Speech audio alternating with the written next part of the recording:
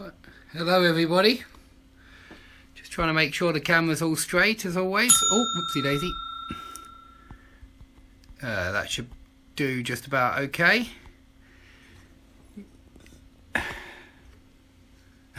Gets worse every time I touch it. 1 second. Okay, that's more or less in the middle. Maybe I'll shoot that around a little bit, but I hope that is clear for everybody. We're doing let phrasal verbs today.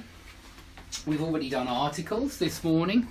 One more look. I always worry that I'm going to start doing things and then it's not going to be good enough, but let's try going with what we've got on board. So if you let someone down, you disappoint them, you fail them in some kind of way. Maybe you agreed to meet at 6 o'clock and you don't turn up, you don't show up, in which case you let that person down. You disappoint them. You fail to do what you promised to do. You don't keep to your promise. They hold you to your promise. They expect you to turn up, but you don't.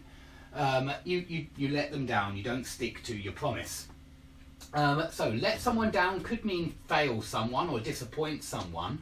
But if you let down something, for example, if you let down the tyres on your bicycle, it means you deflate the tyres on your bicycle.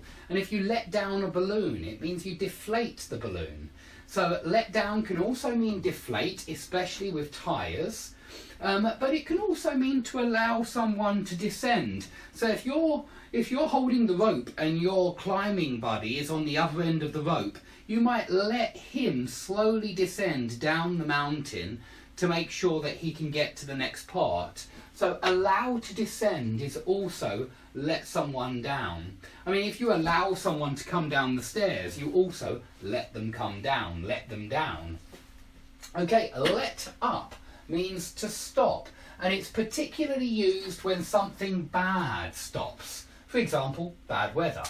So I don't think the pouring rain will let up. Now notice that this one, the pouring rain will let up. Let up has no object. So this one has no object, this let up. But we can let up on something and we can let up on someone.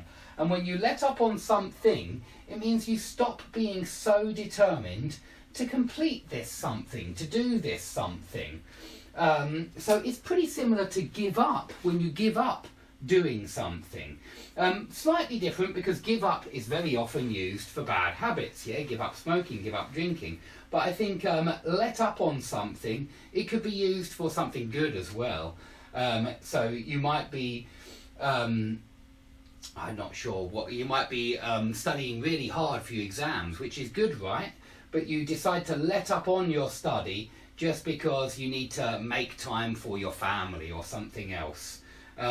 So you can let up on anything which you're doing in a determined way, and it basically means ease up. Very similar to ease up on something. When you let up on something, you ease up.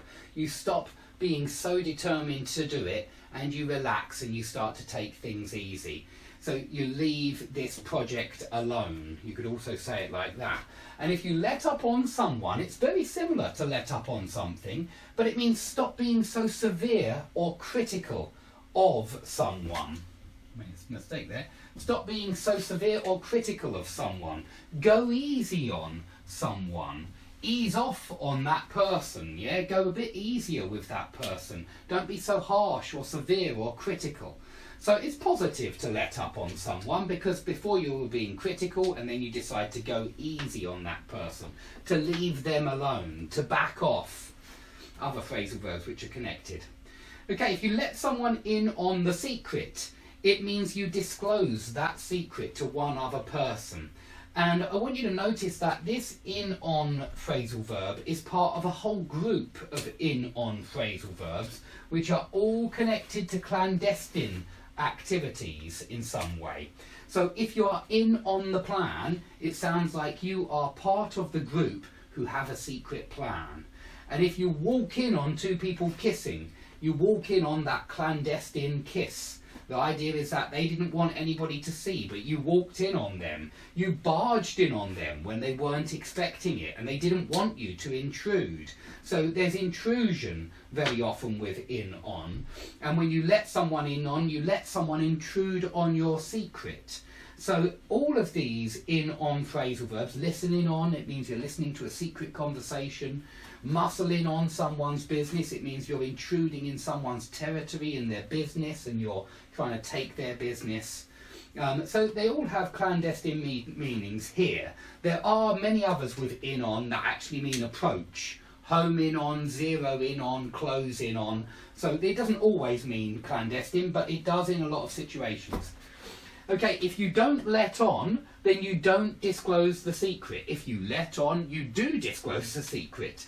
So it's the same as this one, but with no object.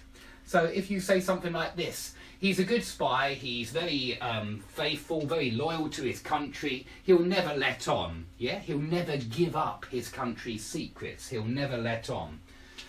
If you let someone out, this could be school. Maybe I'm a teacher and I let the kids out 5 minutes later because they were being naughty. So it just means release then, and you could certainly use it for prison as well. He will be let out in 10 years' time. And if you let someone out of a room, you let someone exit the room, maybe the door is locked. You unlock the door and let them out. And you can let the cat out, of course. You need to let the cat out every day so that it can have some exercise. So you let the cat out. But also, let out can mean emit a sound. So if you say he didn't let out a sound, or the dog let out a stifled yelp, it means that was the noise that the dog made. And I think this is similar to give off, although give off means emit a gas, a smell. Sometimes you hear let out used in that way, but generally give off for gases and let out for noises. But they both mean emit. Yeah, give off a gas, let out a noise. And by the way, we also say let the cat out the bag, which means that let out also means disclose a secret in some situations, but much rarer than let on, or especially let someone in on. I think this is the most common one. Let someone in on for disclose a secret. I'm going to let him in on the secret plan. Okay, let someone in for, let oneself in for, usually. We'll often say it like this: I don't know what I've let myself in for, or he doesn't know what he's let himself in for, or you don't know what you've let yourselves in for. And it means you don't know the terrible, unpleasant, difficult situation that you have knowingly allowed yourself to get into. Or unknowingly here, because we said he doesn't know what he's let himself in for. So it's very similar to be in for and come in for, in my opinion. When you let yourself in for something, you allow an unpleasant or difficult situation to appear. But if you are in for some bad marks, it means you can anticipate, you can expect some bad marks at the end of the year. Perhaps you haven't been studying very hard, perhaps you haven't done any homework, and so you will be in for some terrible marks. You will come in for a bad report. But come in for is quite rare, I should say that. It's not as common as be in for. And I think this one's the most common of all. I've let myself, we often just say it like this: I don't know what I've let myself in for. Or now I understand what I let myself in for. Meaning now I understand how unpleasant and difficult this situation is. I shouldn't have allowed myself to get into it. Okay, the last one today is let off, and there's an idiom here, to let off steam, which means to relax, especially in the sense of to relax after a hard day of work, or relax after a hard, stressful day. When you let off steam, you're stressed at first, but you become relaxed. You become unstressed. I don't like that word. It's not a real word, but I'm going to use it anyway. You stop being stressed. Yeah, you stop being stressed. You let off steam. That's the idea, that you relax. But also, if you let off fireworks, it's exactly the same as set off fireworks. And if you let off a bomb, I suppose, it's the same as set off a bomb. Personally, I much prefer set off, but sometimes you will see let off. The teenagers were letting off fireworks. It could also mean to allow someone not to be severely punished. Let someone off. So you can say that the judge let the teenager off with some community service, which means work you do in the community to make up for your crime, your terrible crime, or not so terrible crime. Okay, I hope they're all clear. Please, if you have any questions, please put them under the video. I'll do my best to answer them.